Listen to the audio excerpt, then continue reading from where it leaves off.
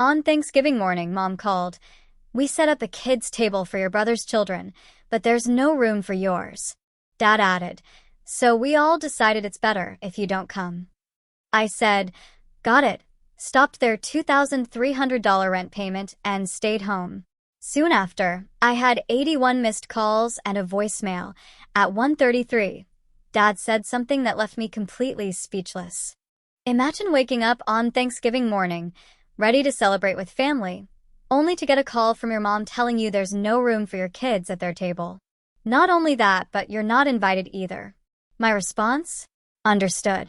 Then I paused their $2,300 rent payment. And trust me, that was just the beginning. What the hell happened next? My name's Grant.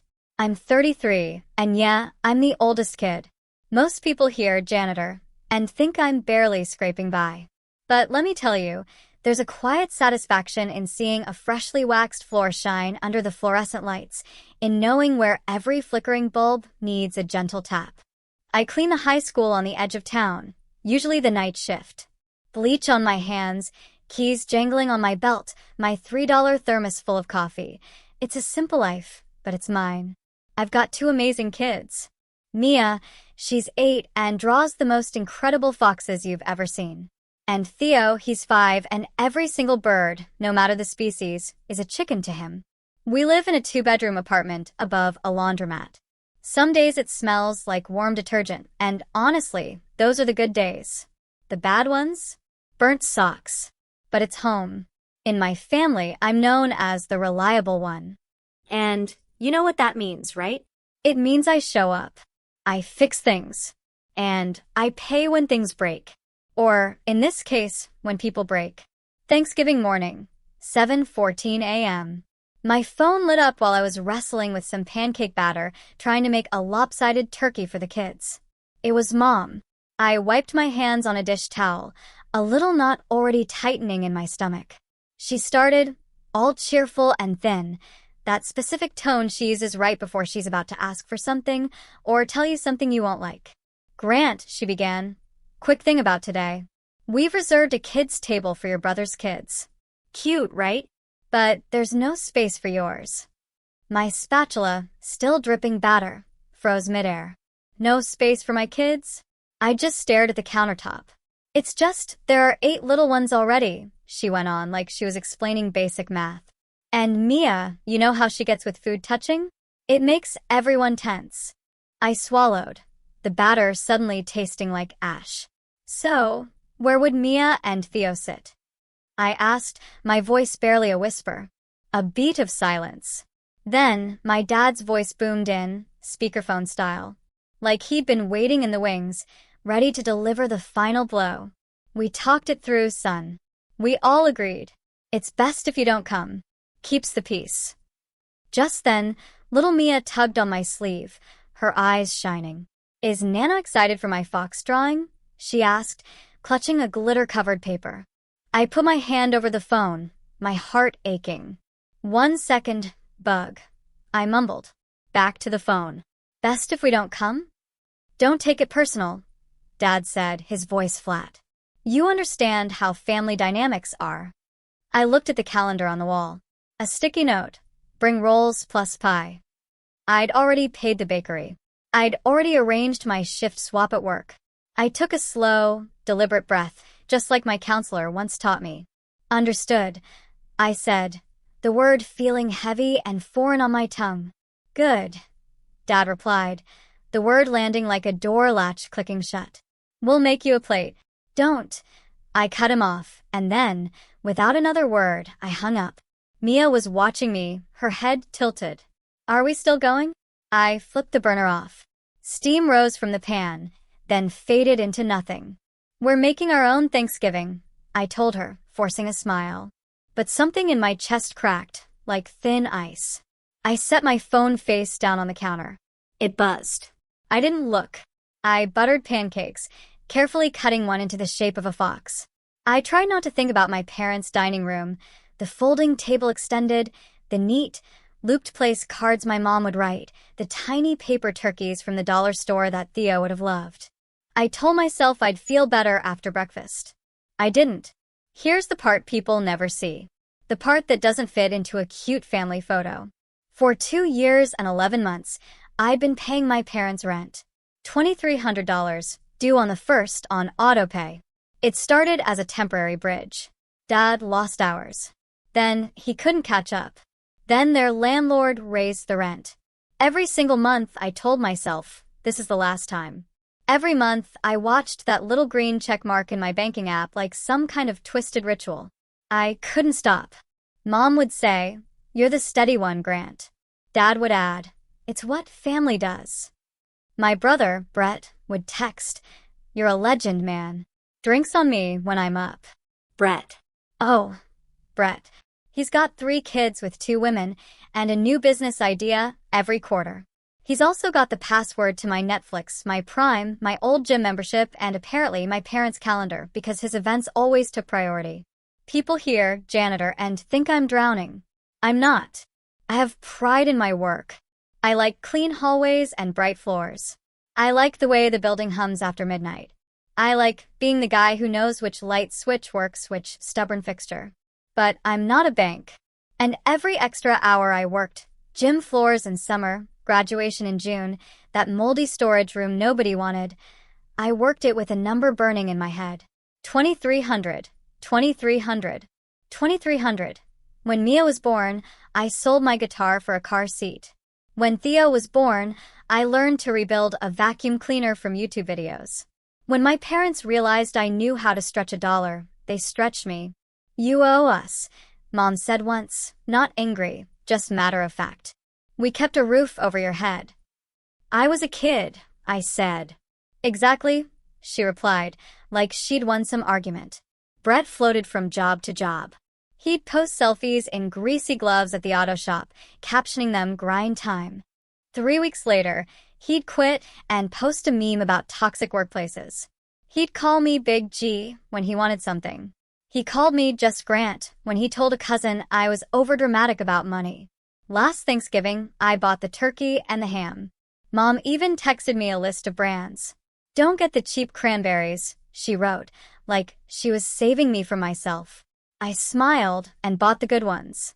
I brought extra ice and a roll of trash bags because the year before, we'd run out and Dad had said, "Well, you're the janitor." In September, Mom asked if I could float Brett half the childcare for his kids' weekend, so he could attend a networking event. I sent her $120 and told myself it was for the kids. In October, she called at 10 p.m. "The car insurance is late." "Your father forgot," she said, "the way you tell someone the mail was delayed." I paid it. I was putting off my own dentist appointment, chewing only on my right side. When I pushed back, just a little, they tightened the script. "You're being selfish," Mom said. "You think you're better than everyone?" Dad asked. "Bro, money comes back," Brett chimed in. "Vibes don't." 2 weeks before Thanksgiving, Mom called me from the baking aisle. "We're doing name cards this year," she announced. "Brett's kids are the cutest. They'll love it." Mia overheard and made her own place card, with glitter glue and a wonky heart over the eye. "Look, Dad. I'll sit there," she'd said, pointing to our fridge, as if the door was a table waiting for her. I told her we'd all be together. I believed it, because believing hurts less than admitting your family has a favorite word for you. Resource. Small rips in the fabric had been showing up even before the call. Mom forgot to add Mia and Theo to the group photo plan, then wrote, "We'll squeeze them in." Brett posted in the family chat, "Kids' table is gonna be lit." I just replied with a thumbs up and a turkey emoji, sitting on my hands, literally. The night before Thanksgiving, I worked a short shift, cleaning the gym after the pep rally. On my way out, Coach slipped me a foil-wrapped plate. "You got family tomorrow?" he asked. "Yeah," I said, just as my phone buzzed. A text from Dad. "Bring the rolls and pecan pie if you can. And don't be late this time." Last year, I'd been late because the checkout line was a mile long. He'd mentioned it every holiday since. At home, I set the alarm for 6:30, pulled the bakery receipt from my wallet, and stuck it under a magnet. It's a plastic chicken. Theo loves it. He thinks it's a turkey. "Gobble," he says, and it's funny every single time. Then Thanksgiving morning happened. No space for yours. It's best if you don't come. You understand. I hung up and tried to make pancakes into foxes. Mia smiled at the first one and then asked if Nana would like it. Nana loves everything you make, I told her. It wasn't a lie. Nana loves in a big, general way. She just loves the wrong things more. I spent the morning mixing batter and swallowing a fury that tasted like metal. At 10:02, Brett texted me a photo of his twins at the kids' table, paper crowns on, tongues dripping orange soda. Family, he wrote, with 3 heart emojis.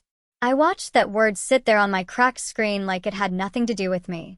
At 10:23, the group chat dinged. Aunt Lisa, can someone pick up extra ice?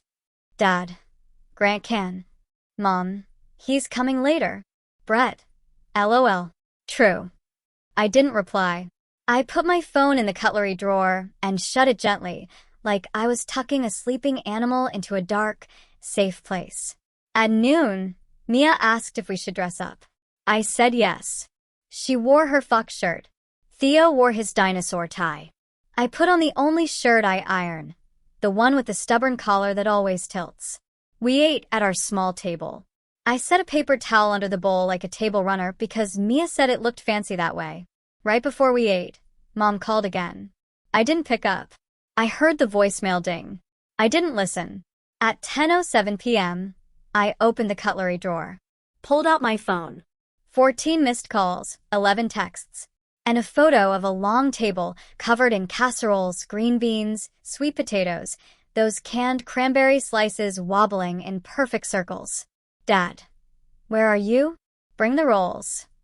Mom, Grant, this is childish. Brett, bro, don't make it weird. I typed and erased 3 drafts. Then I did the thing I do at work when a spill spreads in every direction. I drew a line. In the family chat, I wrote, "We're not coming. You told me there's no space for my kids. There's space here." I attached a photo of Mia and Theo at our little table, paper towel runner and all. No guilt, no pleading. Just fact. A minute later, my phone rang. Dad. I declined. Mom rang. Declined. Brett rang. Declined. Then the messages turned. Mom, you're punishing us. Classic. Dad, your attitude is exhausting. Brett, bro, you're blowing up the whole vibe. I typed, I've covered your rent for 35 months. I've bought the past 3 holiday dinners. I have the receipts. Today, I'm feeding my kids. Silence. Then a rush. Mom, we never asked you to. Dad, this is a day for family, not for accounting. Brett, did you just say receipts? I didn't answer. I opened my banking app. My thumb hovered over the toggle I'd never touched. Auto-pay parents' rent. I stared for a long moment. It felt like standing at the end of a hallway with the lights off, knowing where the switch is, but not sure what the light would actually show. I closed the app without touching it. Not now, I told myself. Not out of anger. Eat with the kids. Watch the parade. Take a walk. Decide when your hands aren't shaking. We ate. Theo asked if the giant balloon turkey was heavier than our car. Mia asked if Nana was mad. Nana's busy, I said. By evening, the parade rerun had turned into a football game nobody in our house cared about. I made cocoa. We built a blanket fort. We fell asleep in it, all 3 of us, under string lights, the kind I'd picked up from the clearance bin in July. At 9:18 p.m., my phone vibrated on the coffee table. Then 9:34. Then 10:02. I kept ignoring it. At 11:47, a text from Aunt Lisa. You okay? I thumbed back. We're good. Thanks. At 12:51 a.m., I woke up to a buzzing phone. So many missed calls the lock screen font looked smaller to make them fit. 81. My stomach went cold. Then, at 1:33 a.m., a new voicemail from Dad. I stared at it for a long time. Then I pressed play. His voice was low, slurred, or tired. I couldn't tell. You listen to me, he said. You think you're some hero because you mop floors and throw money around? You're not family if you don't fall in line. You hear me? Not family. The room felt very quiet. The string lights hummed. Theo snorted a little. Mia's hand was curled around my sleeve. Not family. I didn't cry.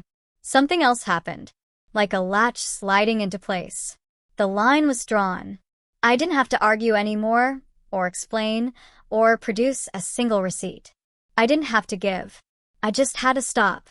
I sat up, careful not to wake the kids, and opened the banking app. The toggle was still there, small and green like a lie. I tapped it. Autopay paused. A prompt popped up. Are you sure? I pressed yes. It wasn't anger anymore. It was clarity, clean and simple, like the first pass of a mop across a muddy floor. When the water shows you what the tile actually looks like. Morning smelled like cocoa leftovers and blanket dust. Sun through the blinds made thin bars across Theo's dinosaur tie, now on the floor. I brewed coffee in the chipped machine that sighs like an old dog when it pours. Mia stirred, hair stuck to her cheek. Is it today again? She asked, which is her way of asking if things are normal. It's today, I said. We're going to the park. My phone lay face down.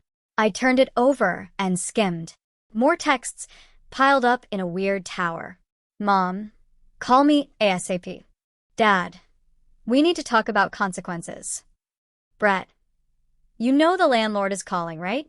You better not be screwing them like that. I didn't answer. I made scrambled eggs. Theo called them cloud eggs. He ate two and asked for another. I felt the guilt flare, my reflex for years, and watched it go out like a match in the wind.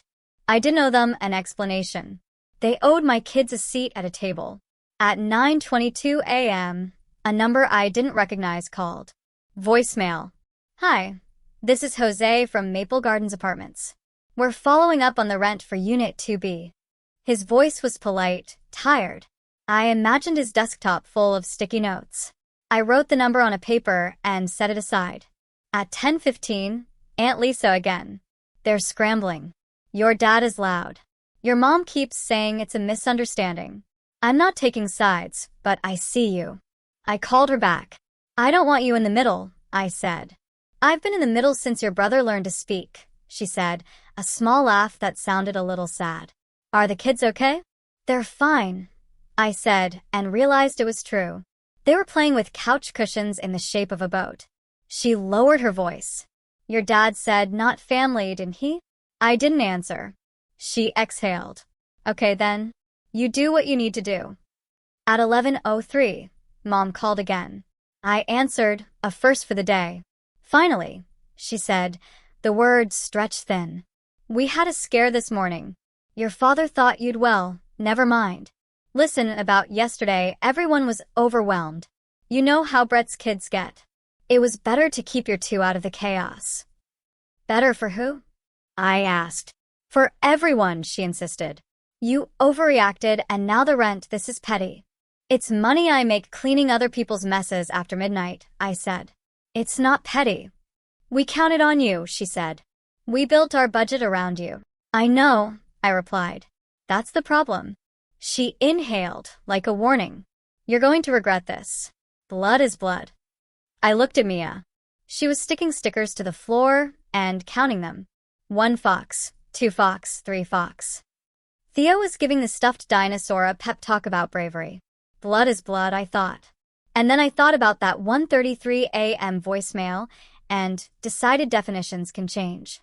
We're done, I said. When you're ready to talk about my kids like they're part of this family, you can call. Until then, talk to the landlord. She hung up with a scoff. A minute later, Brett. Bro, what did you do? They're freaking out. You can't just stop. That's wild. I typed. We can talk when you delete my kids' names from the list you never wrote. He replied with 10 crying laughing emojis. And then, you're making this about the kids like a manipulator. Classic. I put the phone in a drawer again. At noon, we walked to the park. The sky was brittle blue, the kind that makes everything sharp. The swing squeaked. A dad in a bomber jacket pushed a toddler and said, higher, in a voice that carried 10 ways of saying love. Mia drew a fox in the dirt with a stick. Theo collected leaves and named each one Kevin. On the way home, we stopped at the corner store. Ms. Rivera behind the counter smiled at my kids. "You three doing your own Thanksgiving?" she asked. "Yeah," I said. "Good," she replied. "The best kind." Back home, I checked my work email. Custodian schedule updated. Mr. Patel asked if I could cover a Sunday floor wax. I said yes. I like waxing floors. They shine proof back at you. Effort in, result out. They never tell you you're not family when you do a clean job. By evening, the second wave hit. Extended family. Cousin Jake. They're saying you abandoned them. Uncle Mike. You always had a temper. A message from a number saved as Brett's other number. "This is Shay. He can't afford diapers now because of you. Hope you're happy." I didn't reply. I opened my notes app and started typing. Dates, amounts, screenshots of transfers labeled rent and car and groceries. I wasn't building a case for them. I was building one for me to look at when the doubt came like a tide. Around 8:40, Maple Gardens called again. I answered. "Jose," I said. "Hi." He cleared his throat. We had the payment on auto." It bounced. "Your father called and said you'd fix it." "I won't," I said. "But I can't imagine it's pleasant to deal with him." "I'm sorry." He was quiet. "People think landlords are villains," he said, finally tired. "I just need the books to balance." "I get it," I said. "I mop glitter out of gym mats for a living." He laughed once, surprised. "Okay," he said. "Thanks for letting me know. I'll talk to them." After we hung up, I stood at the window and watched the laundromat sign blink. Open. Then a black square. Then open again. In the glass, I could see my reflection, with two small heads leaned into my sides. We looked like a unit. We looked like a family. Saturday morning, a long message from Dad. "If your goal was to humiliate us, congrats. Everyone knows you left us in the lurch. Your aunt wouldn't stop defending you," which was inappropriate. We didn't say there was no space. We said logistics were tricky. You twisted it. I replayed the voicemail from 1:33 a.m. to remind myself I hadn't imagined anything. A half hour later, another message, shorter, meaner. "You're not family if you don't fall in line." The same sentence. Sober in daylight. He wanted it on record. Good. Me too. Sunday night. Aunt Lisa sent a photo. Mom and Dad's dining room. Chairs pulled far from the table. Place cards from yesterday still on the plates. One card close up. Brett's kids. The tiny paper turkey menacing in the corner. No cards with Mia or Theo's names at all. I felt the old sadness hit. Then pass. I screenshotted it and put it with the rest. Not to post. Not to blast. To remember. Work on Monday was quiet. Hallways echo when the kids are off. I buffed the gym until I could see the lights above me mirrored in the floor like stars. Neat rows. Nobody jostling anyone else. Each light with its own space. I clicked my keys against my belt and thought about space.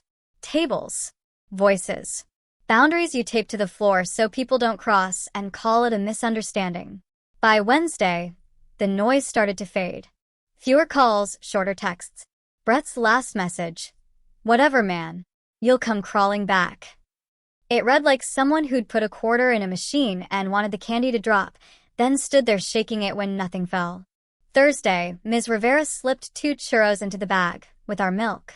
"For the artists," she said, nodding at the Fox drawings Mia now tapes to everything we own.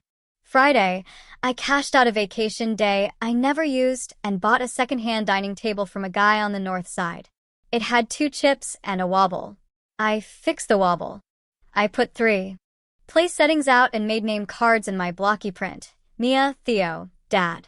Mia added a Fox sticker to mine and said, "Now it's perfect." Saturday, Aunt Lisa called. "Your mother is telling people you're in a phase," she said. "I'm in a life," I said. She laughed for real that time, the kind that crinkles your eyes. Sunday, I wrote an email to myself with the subject line, "Rules." I typed 3 things. 1, if you don't respect my kids, you don't get access to me. 2, I don't fund disrespect. 3. I won't argue with people who rewrite the past while I'm still standing in it. I pinned it. When the old reflex reached for my wallet, I opened that email and read it out loud. On the 1st of the next month, the green check mark didn't appear. The world didn't end. The only thing that ended was a spell I'd been under for a long time. The kind that makes you forget to count yourself. A week after everything, I was stripping wax in the science wing. It's loud work. The machine hums, and the chemical smell climbs up your nose. Mr. Patel stopped in the doorway, raised 2 fingers in a salute, and said, "Floors look good, Grant." "Thanks," I said. The hum hid the rest, which was fine. I'm not great at receiving praise, but it landed.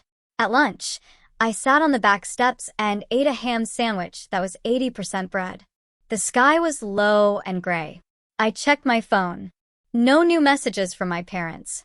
One from Aunt Lisa, a photo of a plain table at her place with 3 plates and a caption, "Come Sunday." I typed back, "Yes, the kids will bring foxes." That night, Mia fell asleep with a glue stick in her hand. Theo said, very serious, "I made space for Nana. If she says sorry," and pointed to an empty square he'd drawn between 2 foxes on a page. Children do grace in big, clumsy handfuls. They leave room. I'm learning to leave room too, but not a seat I have to pay for and pretend I'm grateful for. I saved Dad's 1:33 a.m. voicemail. I don't play it. I don't need to. The words are branded in. Not family. He meant it as a knife. It worked like a key. Here's what I know now. In simple words I can repeat when I'm tired and the old scripts rattle in the drawer with the cutlery. Family isn't a table you're allowed to sit at only if you foot the bill, smile at the insults, and let your kids wait in the hallway. Family isn't a group chat that explodes when you stop sending money. Family isn't understood. Said through clenched teeth at 7:14 a.m. Family is Mia sticking a fox on my name card and saying, "Now it's perfect." Family is Theo naming every leaf Kevin and insisting Kevin is brave. Family is Aunt Lisa saying, "I see you," and then actually seeing.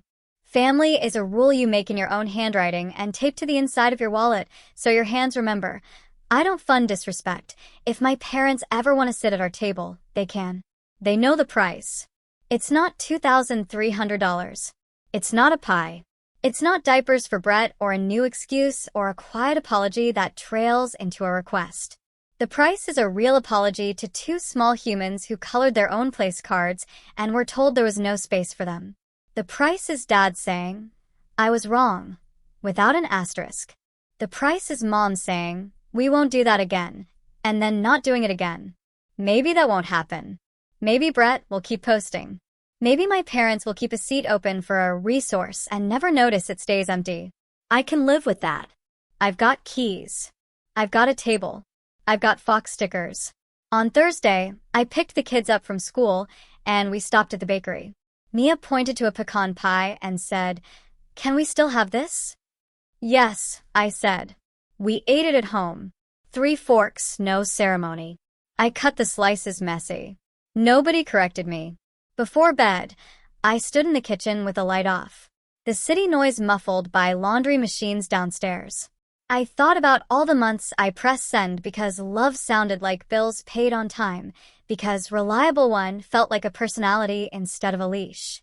I thought about not doing that anymore and felt something widen in my chest. I'm Grant. I mop floors until they shine. I make fox pancakes badly. I pick up glitter with blue tape because that's the only thing that works. I am the father of 2 kids who deserve more than no space. I am not a resource. I am not a punishment. I am not the villain in someone's story about logistics. I'm the guy who paused a payment at 1:33 a.m. and started a better life at 1:34. I won't let them use me again. I won't teach my kids that love means pain to be tolerated. If my family wants me, they can knock. If they don't, fine. We've got plenty to do. Tables to study. Floors to shine. Leaves named Kevin to collect. Dad, Mia said from the doorway, her voice sleepy. Tomorrow, can we make the fox pancakes again? Yeah, I said. We'll save Nana's seat on the drawing. Okay, she said, satisfied, and padded back to bed. I put the bank card back in my wallet, shut the app, and turned off the kitchen light. The apartment went soft and dark. The laundry downstairs hummed like a faraway ocean. I stood there a second longer, then went to tuck my kids in. And that was it. Not revenge. Not a scene. Just a boundary you could see from the doorway. Neat and bright like a freshly buffed hallway. A place where my kids and I live, not where we beg to be let in. So, tell me, what would you have done in my shoes? Have you ever had to draw a line like this with your own family? I really want to know what you think.